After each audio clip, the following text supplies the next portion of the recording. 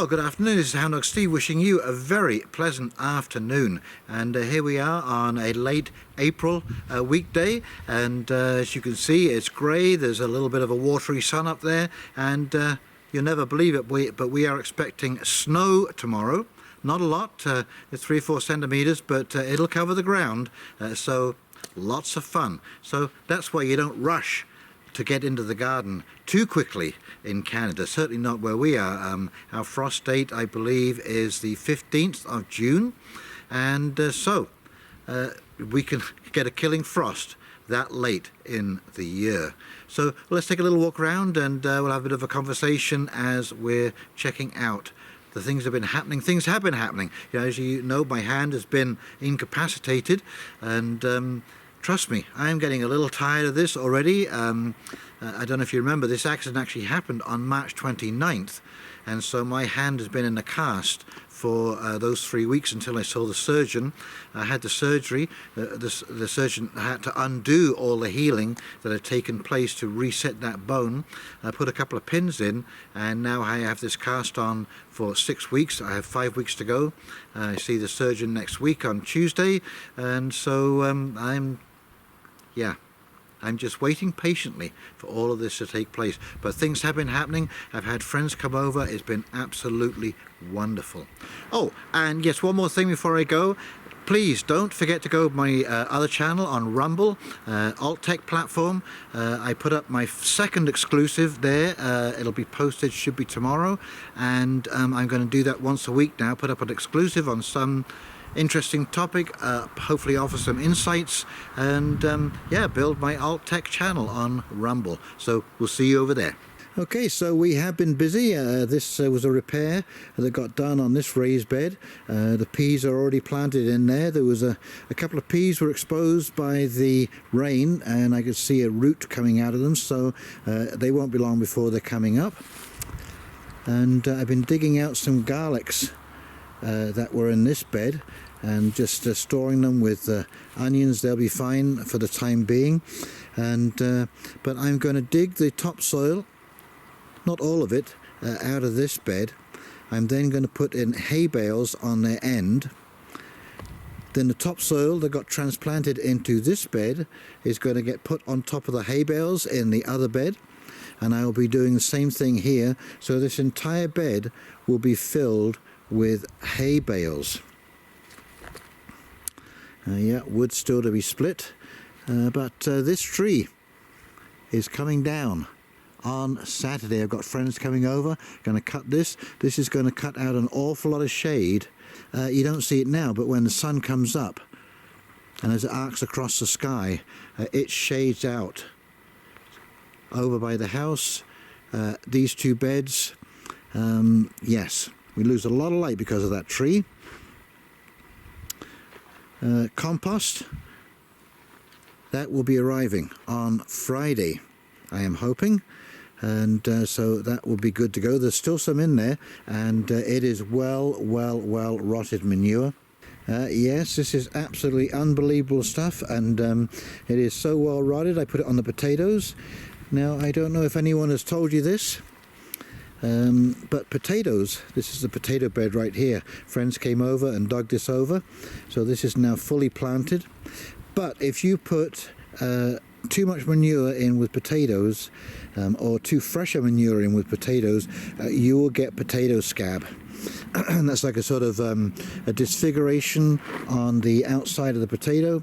It's not poisonous, but it's just kind of unsightly.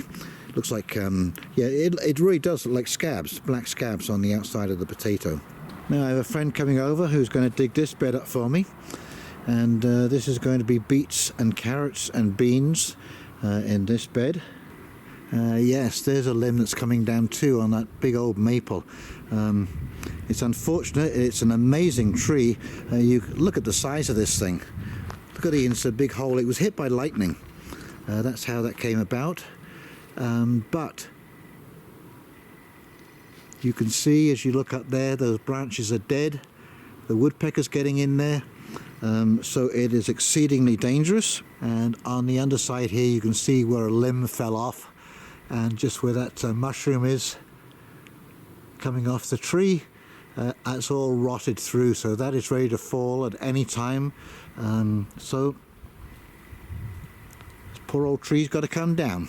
I want to cut it in such a way so that we can make a, I don't know, a bird feeder out of it, or do something interesting with the bottom half of that trunk, because it is fairly unique. The water barrels are turned the right way up now, and they're of course brimming full with water. That was a huge issue when I first came here last year. This is quite a dry little patch here, not much topsoil. Okay, so this is cilantro and dill has been planted. Mint is in there, chocolate mint and pineapple mint, just waiting for that to show its head through the soil there. This will be the tomato patch again, and those strings, it was unbelievable. The tomatoes, they grew about 3/4 of the way up the string, and the tomatoes that I got off those plants were absolutely unbelievable. Now, not quite ready yet. The water's nice and clean, there's nothing in there, but very, very shortly you will see mosquito larvae in there. And what I do is I buy 2 dozen minnows and I separate them up between all of these barrels, and they eat the larvae and the mosquitoes and whatever else falls in there, and they also lightly fertilize that water. So I think it's a very efficient method of keeping the mosquitoes down with open water. Okay, seedlings starting up here. 2 kinds of lettuce, beets, sunflowers, and I've yet to do carrots. And I'm going to get this is the grow lights for the tomatoes and peppers when they start to come up. But this solarium is absolutely beautiful. Great place to start things, and there you go. What's that? 9 degrees centigrade in here today. So we're still, it's not quite there yet. But this is a wonderful, wonderful location for starting things. South-facing window, lots of sunlight. Okay, so this was another little project a friend came over and helped me with. 2 new raised beds, and again they will be filled with hay. And yes, I know it looks awful, but you know, I just couldn't throw away those coffee grounds and the bones the dog's been getting into, and all the other stuff. I mean, it's all compostable stuff. This will go into the garden, no problem at all. It'll all break down and add to the topsoil. So don't be afraid. You know, I know it looks a little ugly, but like I say, when this is spread out and the hay's on top, you won't notice it. It will just become part of the soil. And it is just wonderful, you know, to have community. I'm so thankful that my friends came over, and that I have enough members of the community who can come over and help with this kind of stuff. And it's one of the things that we are going to have to rediscover. You know, I have many teachers coming into my shop, and we talked over the years, young teachers, old teachers.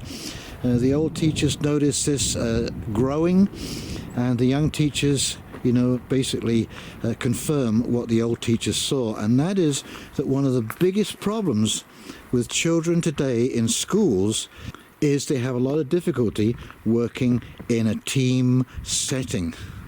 Nobody wants to be the doer or the gopher, or to take a secondary role. Everybody wants to be the star of the show. And of course, you know, in a team that's not possible. You have to take turns in leading certain aspects of the plan, whatever you're doing, but not everybody can be the leader. And so this is going to be a very difficult thing to do, and I see it with the groups, the community groups that we're forming. There are personality conflicts, and it's caused divisions. It's caused divisions, and we are going to have to learn to deal with these circumstances. And yes, friends up Monday, yesterday, split all of this wood, and we got a whole bunch stacked. We're about halfway through, and I've got another friend coming up next week, and to finish off this, so this should be out of the way.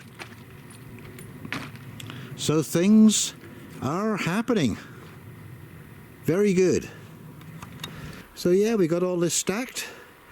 down to here. And let me tell you, it was like a Mennonite barn raising. There was 6 of us, and we all worked together. They brought food, we had a picnic, we had laughing, joking, good times, good companionship, and just celebrated the fact that we can help each other out in times of difficulty. And as I say, this is something that we are going to have to work on. I used to say to my family when we were together, when the kids were younger, and I would point out that, you know, people assume that because you get married and have kids, that you automatically know how to get along together. And of course, you know, it doesn't just happen automatically. You have to sit down and work things out issue by issue, and that seems awfully tedious. It's a long, drawn-out situation, but the results will be amazing in the end. And so if I can encourage people out there who are trying to form groups, you know, to get past those differences of opinion, focus on the things that you have in common and the goals that you all need to achieve.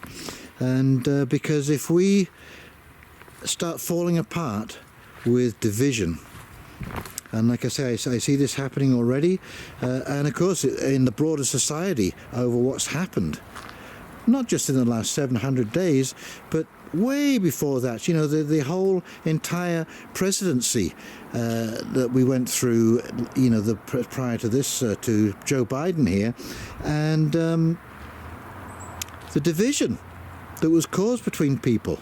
You know, these are rifts that are going to be awfully hard to heal. But heal them we must if we are going to survive the coming inflation and unexpected consequences of supply chain shortages. And this is why having a garden in place to grow some food, no matter how small, is absolutely paramount. You will not survive. You will not survive this year if you do not supplement, because or you'll just go without, because you will not be able to afford these little luxuries, especially leafy greens and that kind of stuff, food storage for the winter. Who knows what this scenario is going to look like in 6 months' time. So think about forming community.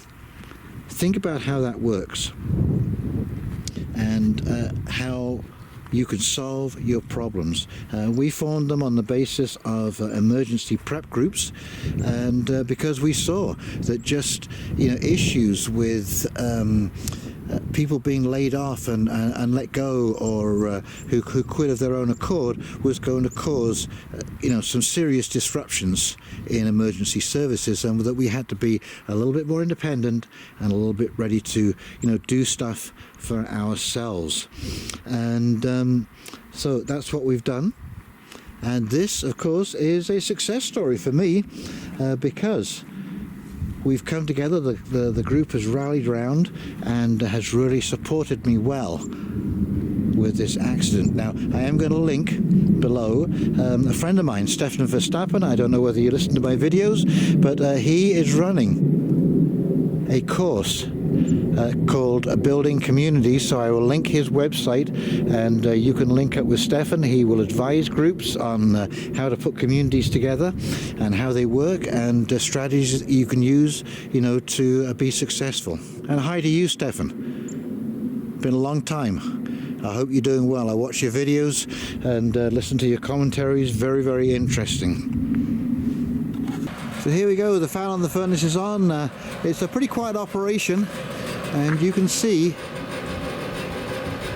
there are almost zero emissions when this thing is running.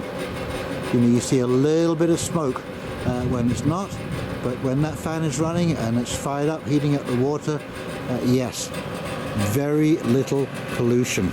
It's a very, very efficient way of heating up water. And of course it is completely slowed down now, and one of the things that you'll find, anyone who's got one of these things will know, that if you overload this firebox this time of year when you really don't need that greater heat demand, it will boil over. Water comes out of that black spout at the back. That's the fill pipe, and oh yeah, it's like a frickin' volcano coming out of there. Anyway, it's slowing down, and I'm kind of pleased because some of those logs are pretty big to handle one-handed. Okay, so that's our little update, and I hope you enjoyed our chat about community and forming community. Very, very important. We are going to need community in the years to come, and it's situations like this that really remind you of that small fact. Okie dokie, if you've enjoyed this video, please like, comment, subscribe below. Go to my Rumble channel. This will be uploaded to Rumble as well. And so in the meantime, this is Houndog Steve signing off, wishing you a very pleasant afternoon, happy planting, and look out for that snow. Okay, you take care. See ya. Bye.